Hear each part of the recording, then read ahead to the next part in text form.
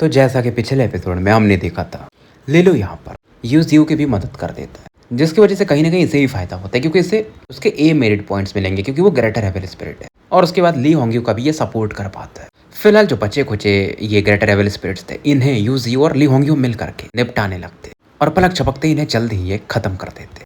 अब आगे इसके बाद यूजी और ली होंग्यू मेंगजो और जेन युंगफेंग को सपोर्ट करने के लिए आगे बढ़ते हैं।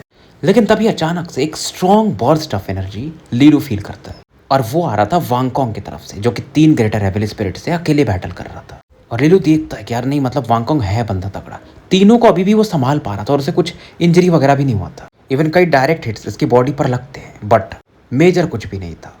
अब जब एक बंदा था ना जो कोरस्केसन कॉलेज का था, वो लीलू को देखता है कि वो नोटिस कर रहा है इनके सीनियर को, तो वो बताता है कि सीनियर वांगकोंग, इनकी जो बॉडी है ना पूरे कोरस्केसन कॉलेज में टफेस्ट बॉडी मानी जाती है। नॉर्मल घर से आते हैं लेकिन इनका कल्टीवेशन सीनियर यू और सीनियर वे यानी वे चोंगलोंग या जो भी है उनसे कहीं ऊपर है। और उन्होंने एक टेक्निक मास्टर की है जो कि 10,000 कट्स बोन रिफाइनिंग आर्ट कहा जाता है। अब लीलू पूछता है उस टेक्निक के बारे में, क्योंकि नाम ही खतरनाक लग रहा था ना कि 10,000 कट्स। तो ये बंदा बताता है कि हाई ग्रेड का वो सीक्रेट आर्ट है, उसको कल्टीवेट करने के लिए ना आपकी बॉडी को 10,000 बार भेदा जाता है। मतलब वैसा पेन होता है कि आपकी हड्डियां 10,000 बार तोड़ दी गई हैं और इसे कोई कल्टीवेट ही नहीं कर पाता है। तो लीलू को समझ में आता मतलब वांगकोंग कितना टफ बंदा होगा, यानी उनकी विल पावर तो बहुत तगड़ी है, उसमें कोई दो राय नहीं था। फिलहाल लीलू अपनी बॉडी पर ध्यान फोकस करता कि इसका ब्लड एसेंस और रेजोनेंट पावर पहले से काफी कम, जिसको कि समय लगेगा रिकवर होने में। और जो पॉइजन था इसकी बॉडी में, डुअल पॉइजन, वो बहुत थोड़ा ही बचा था। और वैसे भी ना ये पॉइजन अपनी बॉडी में बना थोड़ी रहा है, पहले से स्टोर करके रखा था, तो जैसे जैसे यूज कर रहा है वैसे वैसे खत्म हो रहा था। मतलब लीलू अब शायद 10 के आसपास ऐसे पॉइजन एरो चला पाएगा, उसके बाद खत्म। और शायद फ्यूचर में इसे कुछ और पॉइजन ढूंढना पड़ेगा अगर इसको ऐसा चाहिए कुछ तो। फिलहाल लीलू इसको टोटल 4 ए मेरिट पॉइंट्स और 8 बी मेरिट पॉइंट्स मिल चुके थे जब ये अपने एंशिएंट स्पिरिट लीफ को चेक करता है।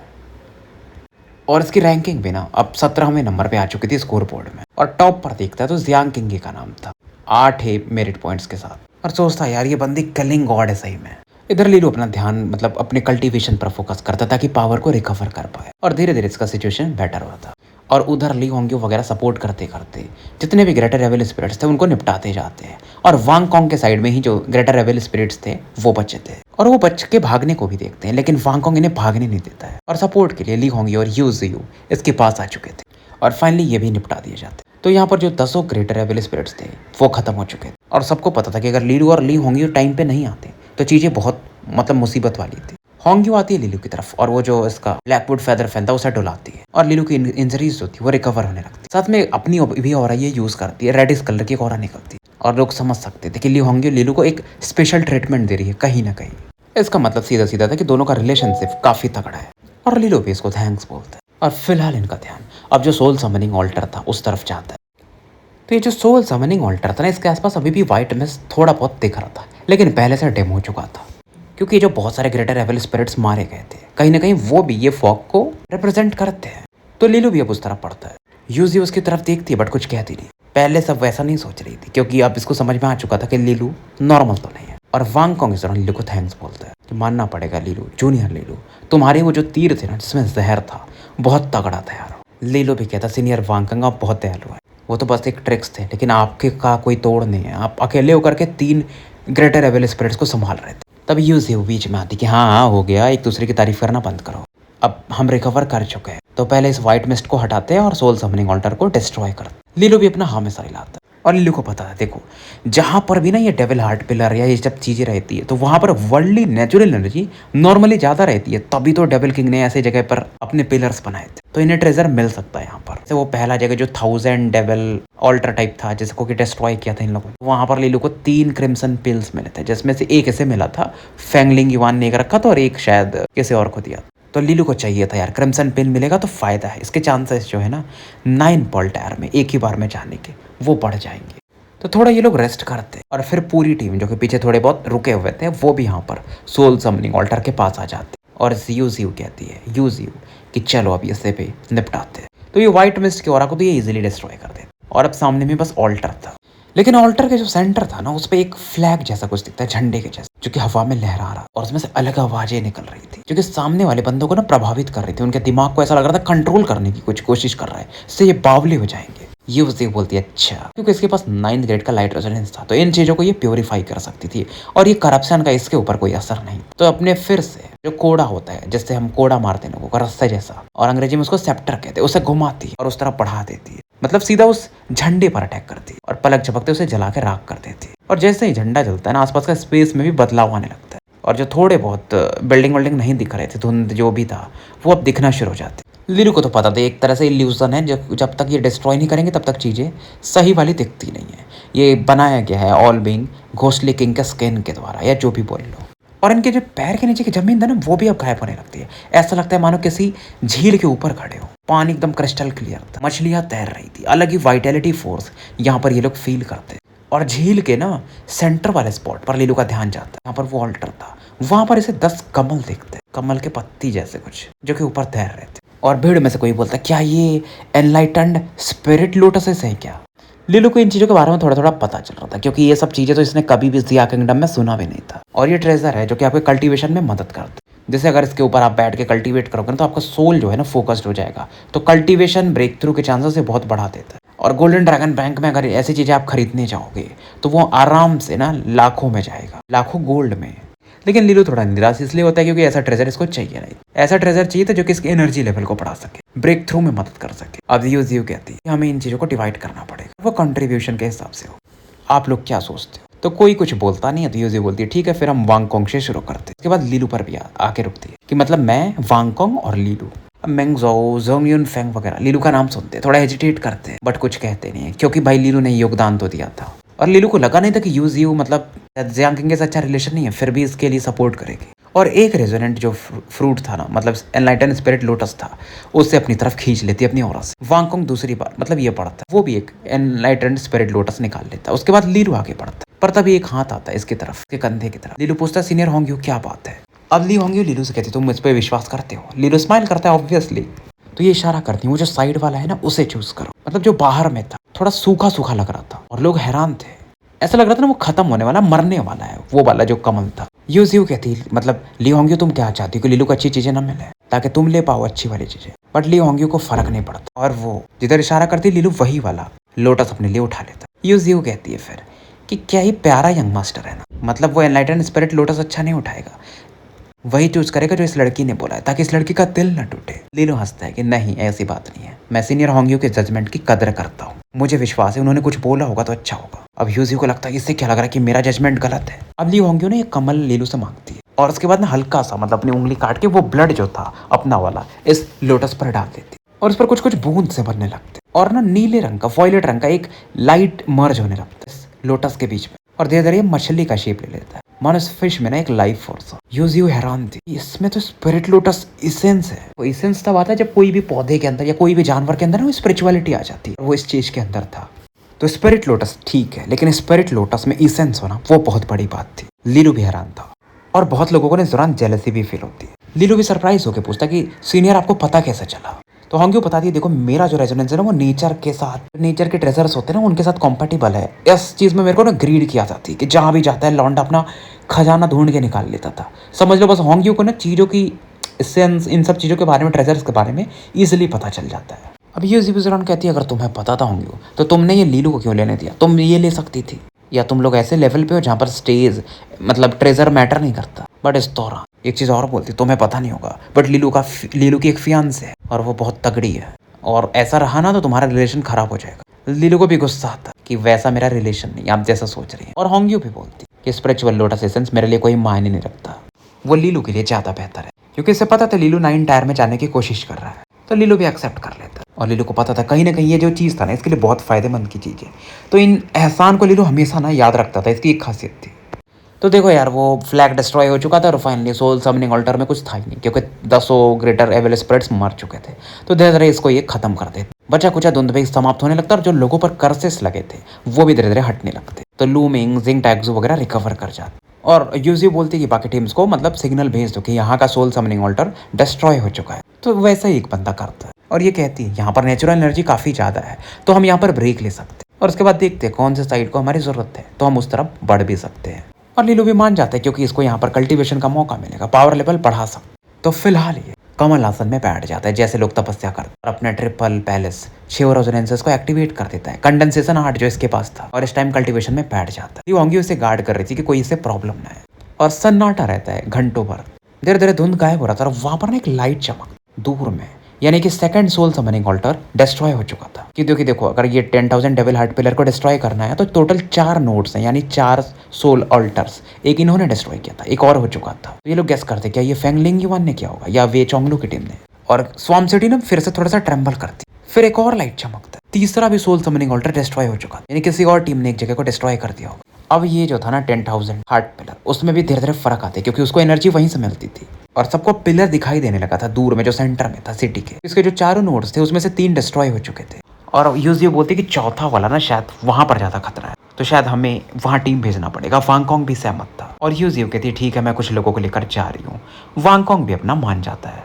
लेकिन तभी ना शहर में जो बचा कुचा धुंध था नॉर्थ के साइड में वो भी खत्म होने लगता है और पूरे शहर में एक हलचल सी मच रही थी। कुछ ब्लैक रून्स अपीयर होते हैं आसमान में, मानो काले मतलब काली बारिश हो रही है ऐसा समझो। जो 10,000 कर्स वर्ड था पूरी तरह से खत्म होने लगता है और यू भी चौंक जाती है कि क्या चौथा पिलर भी खत्म हो चुका है, किसने डिस्ट्रॉय किया और कोई सिग्नल क्यों नहीं है इसका। क्योंकि देखो नॉर्मली जब भी कोई ना सोल अल्टर डिस्ट्रॉय होता है तो एक सिग्नल जाता है, एक लाइट वाली ऑरा चमकती है उस डायरेक्शन। तो जो भी लोग थे ना धीरे धीरे उनका कर्ज खत्म होने लगता है। उधर इन माहौल के बीच में, इन क्योटिक माहौल के बीच में ली होंग्यू लीलू की तरफ देखती है जिसका 7वां पल अब पहले से ज्यादा मतलब बन चुका था, चमकने लगा था। लीलू भी एक स्माइल देता है कि चलो फाइनली 7वां हेवनली पल इसका बन चुका है, एक और स्टेप ये करीब पड़ चुका है 9 पल टायर को अचीव करने के लिए। तो लीलू का ये जो ब्रेक थ्रू था ना ये यूजियो वगैरह का भी ध्यान आकर्षित करता है और फिर इन्हें भी लगता है ना कि वो बहुत बड़ी चीज़ नहीं थी कि लीलू मतलब अभी हेवनली पल टायर में और इतना चमत्कार दिखा पा रहा, क्योंकि दो इसने ग्रेटर हेवनली स्पिरिट्स को मारा था। लीलू भी हैरान था कि क्या 4 ऑल्टर्स डिस्ट्रॉय हो चुके हैं, एक तो हमारी टीम ने किया ठीक है, बाकी कैसे हो गए। और लियोंग्यू बताती बाकी 2 का तो ठीक है लेकिन चौथे वाले से कोई सिग्नल नहीं आया था और लीलू को भी थोड़ा ऑड लगता और सोचता है शायद 3 डिस्ट्रॉय हो गए होंगे तो चौथा वाला ऑटोमेटिक मतलब क्रम्बल कर गया होगा, सपोर्ट नहीं था, बैलेंस नहीं होगा। होंग्यू भी कहती है हाँ हो सकता है बट पता नहीं। और यूजियो कहती है तो हम फिर सीधा बढ़ते हैं 10,000 स्किन डेविल हार्ट पिलर की तरफ, और जो कि सिटी के सेंटर में है क्योंकि चारों नोड्स डिस्ट्रॉय हो चुके हैं। तो बाकी लोग भी मान जाते और बाकी भी जो टीमें थी ना अलग अलग लोकेशंस पे वो भी उसी तरफ पड़ रही थी। और हमें ना जो आखिरी वाला सोल समनिंग ऑल्टर डिस्ट्रॉय हुआ था उस लोकेशन को दिखाया जाता है क्योंकि देखो करप्शन अभी भी था, सोल समनिंग ऑल्टर डिस्ट्रॉय हुए थे लेकिन मेन जो था ना 10,000 डेविल हार्ट पिलर था तो अभी भी करप्शन था। कुछ स्ट्रेंज साउंड्स यहाँ पर सुनने को मिल रही थी। एक शैडो को हमें दिखाया जाता है जो कि हंसता है कि यार ये एंशिएंट कॉलेज के बंदे हैं, तगड़े हैं, इन्हें खा करके मेरे प्रेशियस को काफी मजा आया होगा। क्योंकि देखो जो लोग गए थे ना उस ऑल्टर की तरफ चौथे वाले, वहां पर ये लोग भी मिल गए, ये मर्डरस घोस्ट हॉर्ड वाले। सीधा सीधा मैं बोलूँ तो ओरिजिन रिवर्सन वाले बोल सकते, तो उन्हें ग्रेटर लेवल से फाइट करना ही था, इनसे भी करना। तो वहां पर जो भी गए थे ना कोई बचा नहीं। जिसके पास वो ब्लड वाला कॉफिन वो काफी खुश था कि कोई ना, चौथा वाला अल्टर तो हमने इनके लिए डिस्ट्रॉय कर दी, तो कुछ चीजें तो हमें भी मिलनी चाहिए ना, तो हमने इनके बंदों को खा लिया। और ये बोलता भी यार ये ग्रेटर लेवल स्पिरिट्स को बचाना लेकिन काफी मुश्किल होता है।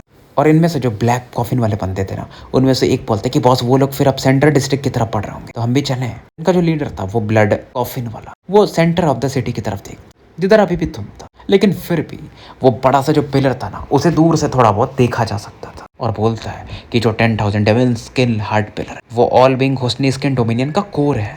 तो all wing host devil king ने उसका प्रिपरेशन किया होगा, तैयारी किया होगा। तो हम पहले नहीं जा सकते, पहले इन स्टूडेंट्स को जाने देखते हैं क्या होता है, क्योंकि वो फिर हार्ट पिलर से बैटल करेंगे वहाँ पर जो भी होगा, तो जो बचा कुचा रहेगा फिर हम दोनों को निपटा सकते हैं। तो इनका जो बंदे रहते हैं वो कहते हैं क्या प्लान है बॉस आपका, मानना पड़ेगा। और फिर ये जो ब्लड कॉफिन वाला बंदा था वो हंसता है। तो सिटी के सेंटर अब जाने में इन लोगों को कोई दिक्कत नहीं होती, लीलू वगैरह की टीम को, जहाँ पर इन्हें आगे में गड्ढा जैसा कुछ दिखता है, जहाँ पर एक बड़ा सा सफेद पिलर निकलते हुए दिखाई देता है। मतलब वहीं से वो पिलर निकला हुआ था और हजारों फीट ऊपर तक था। और डेविल हार्ट पिलर जो इन्होंने 1000 वाला या 100 वाला डिस्ट्रॉय किया था ये उससे काफ़ी अलग था। तो ऑब्वियस है यहाँ पर वर्ल्डली नेचुरल एनर्जी भी काफ़ी ज़्यादा था, ये उसका संकेत।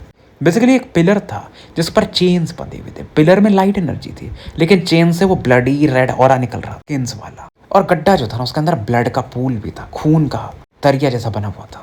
और इसे देख करके चाहे लीलो या यूजी हो ना वो अचंभित रह जाते हैं, रोंगटे खड़े हो जाते हैं, इतना खतरनाक से। इधर आसपास बहुत सारी टीम आ चुकी थी और लीलू देखता है फेंगलिंग युवान वे चोंगलू वगैरह यहाँ पहुंच चुके थे और इंजर्ड भी थे, मतलब इनका बैटल काफी सीरियस हुआ था। और कोई टीम एक दूसरे के करीब नहीं आती ज़्यादा। पहले उन्हें नोटिस करना था ना, क्योंकि भाई ये डेविल किंग के वो शैडो क्लोन टाइप भी हो सकते हैं। और फेंग ल्यूवान इस दौरान फिर ऑब्जर्व करने के बाद बोलती है, लीलू तुम ठीक हो, चलो अच्छी बात है।